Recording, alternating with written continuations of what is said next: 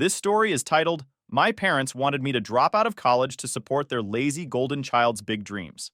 When I refused, they came off financially. So I moved out and went no contact. Hi, everyone. Before we dive in, a quick favor. If you enjoy content like this, please hit the subscribe button. It's free, supports the channel, and makes sure you never miss out on amazing videos. All right, let's get started. Hey, everyone. So, I never thought I'd be the kind of person to share my personal stuff here. But after seeing how many of you open up about your stories, I figured I'd give it a shot and share mine too. I'm a 20-year-old guy in my second year of college, and somehow I've found myself in this weird, messy situation with my family. It's the kind of thing you think only happens in movies, but nope, this is real life, and I'm living it. If nothing else, maybe writing it all down will help me make sense of things. All right, here's the backstory. I grew up in a smallish town where my family ran this bakery that's been around forever. I'm talking decades. It was originally started by my grandparents, and my parents took over after they retired. It's the kind of place everyone in town knows about, not because it's fancy or anything, but because it's always been there. People go for the same bread, pastries, and coffee they've been buying since they were kids. For my parents, the bakery isn't just a business, it's their whole life. They've poured everything into it. Late nights, early mornings, holidays, it doesn't matter. My mom would always say, "This bakery is the heart of our family," and my dad would go on about how it was our legacy. As a kid, I helped out here and there, mostly because I had to. I'd sweep floors, refill the pastry case, or bag up orders. Nothing too serious, but it was enough to give me an idea of how much work goes into running a place like that. My parents would talk sometimes about how they hoped one of us, me or my younger brother, would take it over one day. Here's the thing. I never really saw myself in that role. Don't get me wrong, I appreciated the bakery for what it was, but it wasn't my dream. I didn't have the same attachment to it that my parents did. I was more focused on school and figuring out my own path. Then there's Trevor, my younger brother. He's 18 now, but he's been the golden child since we were kids. You know the type. He could do no wrong in my parents' eyes. If he managed to clean his room without being asked, they'd act like he was the most responsible kid in the world. Meanwhile, I was expected to just handle everything without any fuss. Like, when we were younger, I'd be the one doing most of the chores around the house, while Trevor would get a pass every time. My parents would say, "Oh, he's not good at that," or "He needs more encouragement." Meanwhile, if I ever forgot to do something, I'd get a lecture about responsibility. The favoritism didn't stop there. Trevor got new gadgets for every little milestone. He passed a math test, new headphones. He got through a week of school without any issues, new video game. Me? I'd bring home good grades and maybe get a good job if I was lucky. It wasn't that I wanted stuff. It was more about how obvious the difference in treatment was. By the time I hit high school, I'd learned to just let it go. My focus was on getting into college. I worked hard, saved up what I could, and managed to get some scholarships to help cover tuition. My parents chipped in for some of it, but I also worked part-time to cover things like textbooks and groceries. When I left for college, I thought I'd finally be able to focus on myself without all the family dynamics weighing me down. And for a while, it felt like I had some breathing room. I'd come home on weekends sometimes, help out at the bakery, and then go back to campus. It wasn't perfect, but it was manageable. The thing is, every time I came home, my parents would drop little hints about the bakery. Stuff like, "It's so nice to have you here," or "You're so reliable, we don't know what we'd do without you." It was subtle, but I could tell they were planting the idea in my head. Trevor, on the other hand, was barely around. He'd pop in for an hour, maybe mess with the register or eat a croissant, and then disappear. If I ever brought up how Trevor is not really doing anything to help, my parents would immediately brush me off. "He's still young and trying to figuring things out," they'd say. "He's not ready for that kind of responsibility." It didn't make sense to me, but I stopped arguing because it always ended the same way with me feeling like I was being unreasonable for expecting him to pull his weight. Anyway, things were going fine during my second year of college. I was staying on top of my classes, working a part-time job, and feeling like I was starting to get a handle on my future. Then, one weekend, I decided to go home for a visit. I figured it'd be like any other visit. Eat a home-cooked meal, maybe help out at the bakery for a bit, and then head back to campus. But when I got there, the whole vibe was different. My parents sat me down in the living room with this super serious energy, like they had something big to tell me. Trevor was sitting off to the side, scrolling through his phone and barely paying attention. And then they hit me with it. My mom spoke first, her voice firm. "Look, we're short-staffed.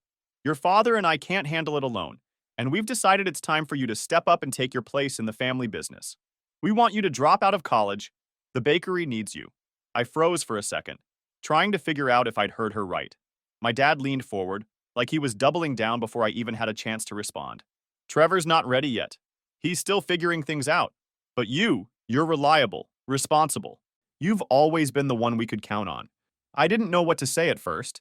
I wasn't sure if they were expecting me to smile and say, sure, I'll just throw away everything I've been working for, or if they actually thought this was a reasonable request. Either way, I needed a second to let it sink in. Finally, I managed to ask, you want me to… what? Drop out of college? My mom nodded like it was the most logical thing in the world. We need someone we can trust at the bakery full time. We can't keep running it on our own, and hiring help isn't an option right now. You could go back to school later, maybe in a few years, when things are more stable. I looked at Trevor, who was sitting there with his headphones half on, scrolling through his phone. He hadn't even looked up. And what about him? I asked, trying to keep my voice steady. Why can't he help? My dad jumped in before my mom could answer. Trevor will help, eventually, but he's still young. He hasn't figured out yet what he wants to do. I couldn't believe what I was hearing. He's only 2 years younger than me, I pointed out. Why does he get time to figure things out, but I don't? Why do I have to give up everything while he just hangs out? Trevor finally looked up, smirking like this whole thing was some kind of joke. I'm not really cut out for the bakery life, he said casually. I've got bigger plans. I turned back to my parents, waiting for them to say something. Anything that made sense. Instead, my mom gave me this look, like she was disappointed I wasn't immediately on board. You know how much the bakery means to this family, she said. We've sacrificed so much to keep it running and provide for you. It's time for you to give back. Give back? I repeated, my voice rising a little. I've been working hard to build a future for myself. I've been paying for part of my own tuition, working part-time, keeping my grades up, and now you want me to just throw it all away because Trevor isn't ready? How is that fair? My dad's face darkened. This isn't about fairness, he said sharply. It's about family. The bakery is our legacy. Without it, we have nothing. I felt my stomach twist. Then hire someone, I said, trying to keep calm. You don't need me to do this. There are plenty of people who'd love a job. My mom shook her head. We can't afford to hire anyone right now. Things are tight, but if you come back and help, we can turn things around. We're not asking you to do this forever, just until we're back on our feet. I felt a surge of disbelief. So you expect me to drop out of college and work for you without even getting paid? How does that make any sense? I asked, my voice rising slightly. My dad's face flushed with anger. You're so selfish, he snapped. We've done everything for you. Paid for your education, put food on the table, gave you a roof over your head, and now, when we need you, you're turning your back on us? You think the world owes you something just because you're in college? That's when it hit me. They'd already made up their minds. This wasn't a discussion. It was an ultimatum. They weren't looking for my input. They were just waiting for me to fall in line. I'm sorry, I said, my voice trembling as I fought to steady it. But I'm not dropping out of college. I've worked too hard to get here. I'm not giving that up. My dad's expression hardened. If you don't want to be part of this family, that's your choice, he said coldly. But if you walk away now, we're done supporting you. Do not expect from us the tuition. No more rent and no more anything. You're on your own. They knew I couldn't easily pay the rest of my college fees on my own. But I swallowed my fear. This was too big a demand to roll over and comply. I looked at my mom, hoping for some kind of reassurance. Some sign that she didn't agree with him. But she just nodded. She looked disappointed. We sacrifices so much for your education already, she said. This is the least you could do in return. Trevor, of course, couldn't resist throwing in his 2 cents. Guess you're not as reliable as they thought, he said with a smirk. I ignored him. My hands were clenched into fists, and I could feel this knot in my chest that wouldn't go away. But I wasn't going to back down. I'm not dropping out, I said again, this time more firmly. The room went quiet.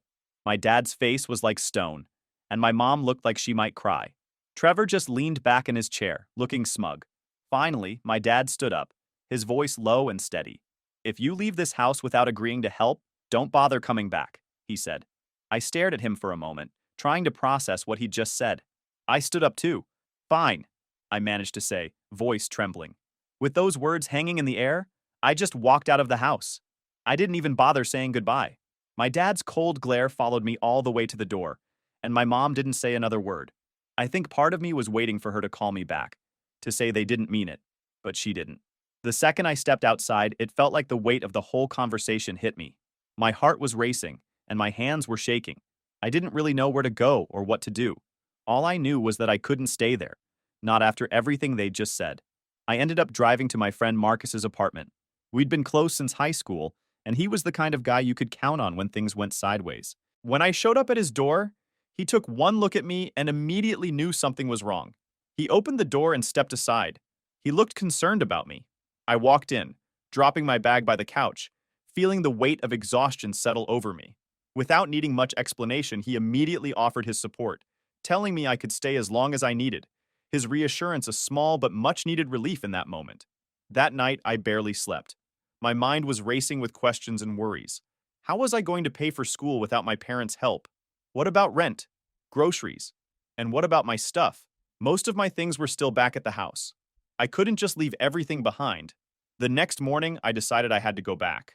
I wasn't planning on staying long, just enough time to grab my essentials. Marcus offered to come with me, but I told him I'd be fine. I didn't want to drag him into the mess. When I pulled into the driveway, my stomach was in knots. I felt I didn't belong to that house anymore. I walked in without knocking, because I wasn't in the mood to wait for anyone to let me in.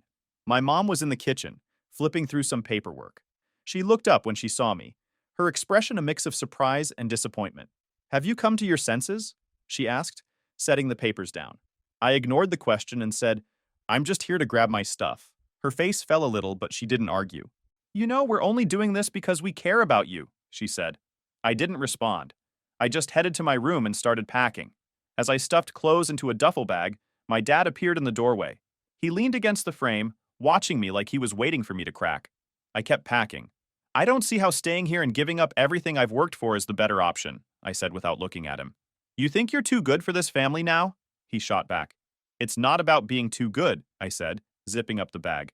"It's about not throwing away my future because Trevor doesn't want to help while he has nothing to do." At the mention of Trevor, my dad's expression darkened even more. "Your brother needs time," he said sharply. "He's not ready for this kind of responsibility." "And I am?" I asked, turning to face him. "You're willing to let me give up everything, but he gets a free pass? How is that fair?" He didn't have an answer for that. Instead, he just shook his head and walked away, muttering something under his breath. As I was about to leave, Trevor finally made an appearance. He was coming out of his room, earphones still dangling around his neck, and gave me one of his trademark smirks. "Leaving already?" he asked. I didn't answer. I was not in the mood for his nonsense. "Well, don't let the door hit you on the way out," he said, laughing. I turned to him, my frustration boiling over. "You know, this is your mess too. Maybe if you actually stepped up for once, none of this would be happening." He rolled his eyes. "Not my problem." I didn't have the energy to argue with him. I slung my bag over my shoulder and headed for the door. My mom was waiting in the hallway, tears in her eyes. "If you leave now, don't expect us to help you anymore," she said, her voice trembling. "Remember, no tuition, no rent, nothing. You'll be on your own." "I figured as much," I said, trying to keep my voice steady. With that, I walked out. The drive back to Marcus's place was quiet, but my brain wouldn't shut up. I kept replaying the whole mess with my parents, second-guessing every word I said. Sure, I knew I made the right call by standing my ground. There was no way I was throwing away everything I'd worked for. But, honestly, I was scared out of my mind. What if I couldn't keep up with rent or tuition? What if this whole thing backfired?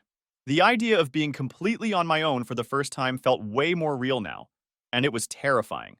By the time I pulled into Marcus's driveway, I realized my hands were gripping the wheel like it was the only thing holding me together. For now, I just need a moment to breathe and figure out what comes next. I'll keep you guys updated. Update 1. Hey everyone. I thought I'd post an update since things have gotten even messier since the last time I shared. I'm still processing everything, but writing it out here helps me think straight, so thanks for reading. After leaving my parents' house with everything I could grab, I crashed at Marcus's place for the night.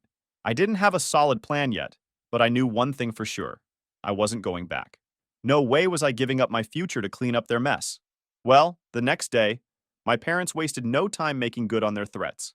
When I woke up, I realized my phone line had been cut off. I couldn't call or text anyone until I got a prepaid plan set up. On top of that, my rent payment bounced because my mom had apparently canceled the auto pay they'd been handling. It was like they wanted to remind me at every turn that I was on my own now. It felt petty and calculated, like they were trying to make me second guess my decision. I won't lie. It worked for a second. There was a moment where I thought, maybe it's easier to just go back and do what they want. But then I remembered the way my dad looked at me, like I'd failed him, and the way Trevor smirked, as if he knew I'd eventually cave and save the day. That snapped me out of it. I scrambled to figure things out. First, I went to a nearby store and got a cheap prepaid phone plan. It wasn't great, but at least I had a way to communicate again. Then I started going through all my bank accounts and other bills to make sure my parents couldn't mess with anything else. I didn't realize how much they had access to until I started digging. It was overwhelming, but I couldn't afford to miss anything. By the end of the day, I'd managed to untangle most of it. Rent, utilities, my car payment, all of it was now in my control. It felt like I was cleaning up after a storm, but at least I was making progress. The bigger issue for me at that time was money. My part-time job at the diner barely covered groceries and textbooks before all this happened. Now I had to figure out how to stretch that income to cover rent, utilities, and everything else. I talked to my manager and asked if I could pick up more shifts. He was hesitant at first since the schedule was already tight, but he eventually gave me a few extra hours. It wasn't much, but it was a start. Next, I went to the financial aid office at school. Explaining my situation to them was tough. I hated feeling like I was begging for help, but they were surprisingly understanding. The advisor I spoke to helped me apply for an emergency scholarship and a small personal loan. It wouldn't cover everything, but it eased some of the pressure. Meanwhile, my parents started blowing up my social media. Since they couldn't reach me by phone anymore, they sent me a barrage of messages through Facebook and Instagram. My dad's messages were short and to the point. "You're being selfish. Come back and fix this mess." My mom's were all about family and how I was tearing them apart. And then there was Trevor. He only sent one message, but it was enough to make my blood boil. "You're so stupid for not taking the easy path," he wrote. "You're just making your life harder for no reason." Easy path? This guy had the nerve to call it easy when he hadn't done a single thing to help the bakery. He had no idea what it was like to juggle school, work, and now all these unexpected bills. He was sitting at home, doing nothing, while I was out here trying to keep my head above water. To make things worse, my parents started spreading their version of events to the extended family. I found out through an aunt that my dad had been telling people I'd abandoned the bakery and left them in a tough spot. He painted me as this ungrateful kid who didn't care about the family or our legacy. My aunts and uncles on my dad's side completely bought into my parents' version of the story. They started messaging me, saying things like I needed to step up and do the right thing for the family. It was frustrating but not surprising, considering how close they are to my parents. A few cousins, though, were more skeptical and reached out to hear my side of things. I told them the truth. My parents wanted me to throw away my future so I could bail out Trevor, who wasn't even willing to lift a finger to help with the shop. Some of them believed me and said they understood, but others still seemed to think I was the selfish one, which stung more than I expected. It was exhausting. I felt like I was fighting battles on every front, financially, emotionally, and even with my own family's perception of me. I tried to stay focused on what I needed to do, but there were moments where it felt like too much. At one point, I overheard Marcus on the phone with someone explaining my situation. When he hung up, he turned to me and said, "You know, you're doing better than most people would in your shoes." I didn't feel like I was doing well at all, but hearing him say that helped a little. Over the next few days, I started piecing together a plan. I made a strict budget and cut out every unnecessary expense. No more takeout, no streaming services, nothing that wasn't essential. I started looking into other part-time jobs that might pay better or give me more hours.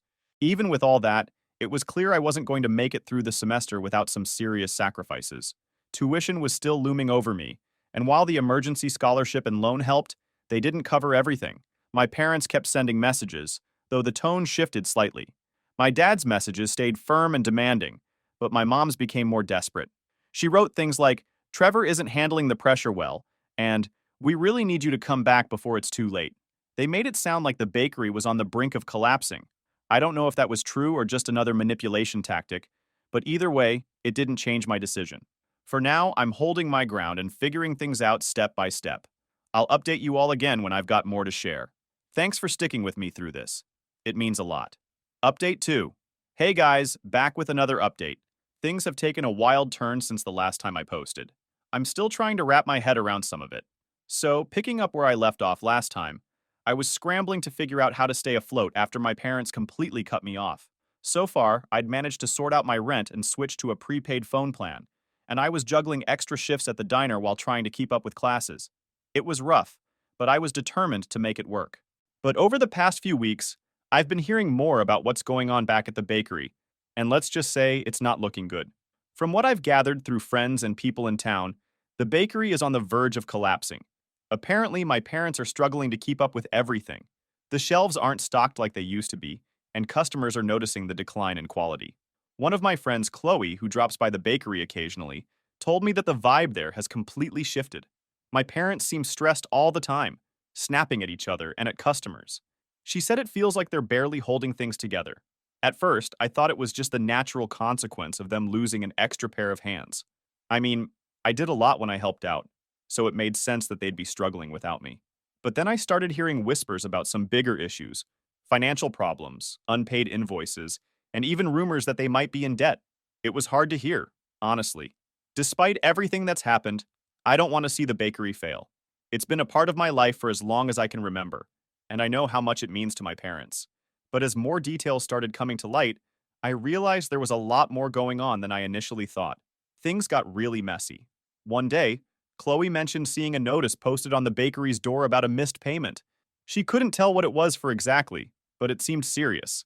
That got me curious, so I started digging around a little. I didn't want to ask my parents directly, no way was I opening that can of worms, but I did some snooping online and even asked a few mutual connections if they'd heard anything. Eventually, I stumbled across something that made my stomach drop. It turns out my parents had taken out a massive loan a while back, using the bakery as collateral. The loan itself wasn't entirely surprising. I mean, small businesses do that sometimes. But what caught my attention was why they did it. At first, I thought it was just to keep the bakery running. Maybe they needed extra funds to cover supplies or expand the business. But then I found out the real reason: Trevor. Apparently, my parents weren't just trying to save the bakery, they were trying to fund some big secret plan for him. From what I can piece together, Trevor had convinced them he had these big plans and brilliant business idea. He wanted to start his own high-end gaming cafe. I don't even know how they listened to him. He had no real experience or qualifications to back it up. He's just cobbled together buzzwords and flashy ideas from things he's seen online, assuming they'll make him rich. I found out about this when I came across some documents at Chloe's place. Long story short, she has a friend who used to work with my parents, and they shared some old paperwork that got left behind. One of the documents was a loan application that mentioned Trevor's name and outlined his vision for a new business. It gets worse. The loan wasn't just tied to the bakery, they had also mortgaged part of their home to secure the funds. They were banking everything on Trevor's so-called big plans. I couldn't believe it. They were willing to risk their entire livelihood to support his dream, even though he'd never shown any real responsibility or commitment to anything. Looking back, it all started to make sense. The pressure they were putting on me to quit school and help at the bakery wasn't just about preserving the family business, it was about covering for Trevor's failure. They needed me to step in and keep the bakery running while they funneled money and resources into his project. I don't know why they didn't just tell me up front. Maybe they were embarrassed, or maybe they thought I'd refuse outright if I knew the truth. Either way, it felt like another betrayal. They were willing to throw my future under the bus to prop up Trevor, and they didn't even have the decency to be honest about it. The more I thought about it, the angrier I got. I've been busting my ass to make ends meet, all while they've been bending over backward to support Trevor's pipe dream. And where's Trevor in all this? Nowhere to be found.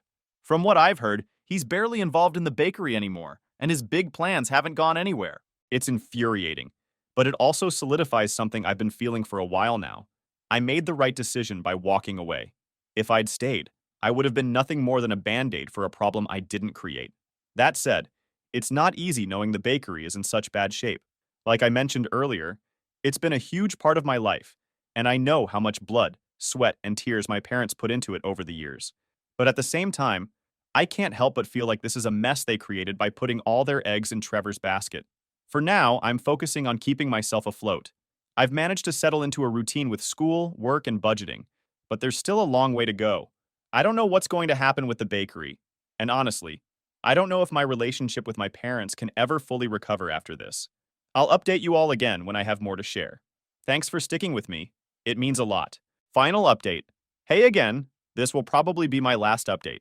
Things have escalated to a point where I've had to make some tough decisions, and I think it's time to finally close this chapter of my life. Thanks to everyone who's been following along and offering support. It's helped more than I can say. So, last time, I mentioned finding out about the loan my parents took out and how it wasn't just to keep the bakery afloat. It was to fund Trevor's so-called big plans. That discovery alone was hard enough to process. I'd already been dealing with the fallout of being cut off and trying to piece my life together, and knowing that my parents were risking everything for Trevor while expecting me to sacrifice my future just made it worse. I hadn't spoken to my parents or Trevor directly since I left. Most of our communication had been through their guilt-laden messages on social media. But out of nowhere, my mom called me last week. She used a number I didn't recognize, probably because I'd blocked her main one, and I almost didn't answer. I wish I hadn't. She sounded tired and on the verge of tears, which threw me off right away. For a moment, I thought she was finally ready to apologize, or at least acknowledge how unfair everything had been. But no, the first words out of her mouth were, "We need you to come back." I stayed quiet, letting her talk. She went on about how the bakery was in trouble and how Trevor's big opportunity hadn't worked out the way they'd hoped. She didn't go into much detail, but it was clear that whatever dream he'd sold them on had fallen apart. Then she hit me with "Trevor's struggling," she said, her voice breaking. "He's not handling the pressure well. Your father and I are doing everything we can, but we can't do this without you." I couldn't believe what I was hearing. Even after everything, they were still prioritizing Trevor's needs over mine. They weren't calling to check on me or make amends. They just wanted me to come back and clean up their mess. "Why would I do that?" I asked, trying to keep my voice steady. "You cut me off, told me I wasn't part of the family anymore, and now you expect me to come back like nothing happened?" She started crying, saying things like, "We didn't mean it," and "You know we've always cared about you." But when I pressed her about the loan and Trevor's involvement, she got defensive. She claimed they were just trying to help him find his path, that they believed he had potential, and that sometimes you have to take risks for family. I told her that risking the bakery and their home on Trevor's pipe dream was reckless, especially when he had no real experience or track record. She didn't have much to say to that, except, "We thought it would work out." That's when my dad got on the phone. He was angry. He accused me of abandoning them and said I was being selfish for refusing to help. "This family raised you, gave you everything, and now you're turning your back on us when we need you most," he said. I snapped. "You didn't need me when you decided to mortgage the bakery for Trevor. You didn't need me when you cut off my tuition or canceled my rent payments. You only need me now because you're out of options, and Trevor can't fix this mess." My dad got even angrier, saying I had no idea how hard they'd worked or how much they'd sacrificed for the bakery, and for me. But at that point, I was done. "Sacrifice?" I said. "You're the ones who made the choice to risk everything for Trevor. You didn't ask me what I thought, and you didn't care what it cost me. So don't sit there and act like I owe you anything."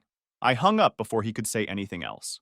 The call left me shaken, but it also confirmed something I'd been avoiding for a while. I needed to cut them out of my life completely. Every interaction with them just reopened old wounds and reminded me of how little they valued me compared to Trevor. Speaking of Trevor, he sent me one last message after the call. It was a long rant about how I was letting the family down and how he was trying his best to make something of himself. He even tried to spin it like I was the reason his plans didn't work out, saying that if I'd stayed and helped at the bakery, things might have gone differently. I didn't respond. What was there to say? He'll never take responsibility for his actions, and I'm done wasting my energy on someone who can't even acknowledge how much damage he's caused. So, here's where I'm at now. I've blocked all of them. My parents, Trevor, even the meddling relatives who keep trying to push me into doing the right thing. I've deleted them from social media, changed my phone number again, and told my close friends to ignore any messages they might get from my family. It's not an easy decision, and I know there will be days when it feels lonely. But I can't keep putting myself in situations where I'm treated like a backup plan or a scapegoat. I'm currently focusing on my studies, keeping up with work, and slowly rebuilding my confidence. It's not perfect, and it's definitely not easy, but it feels like the right path. Thanks again to everyone who's read and supported me through this journey. Your kindness and advice have meant more than you know. I'm signing off now, but if you're ever in a situation like mine, just remember, you're allowed to put yourself first. Take care, everyone.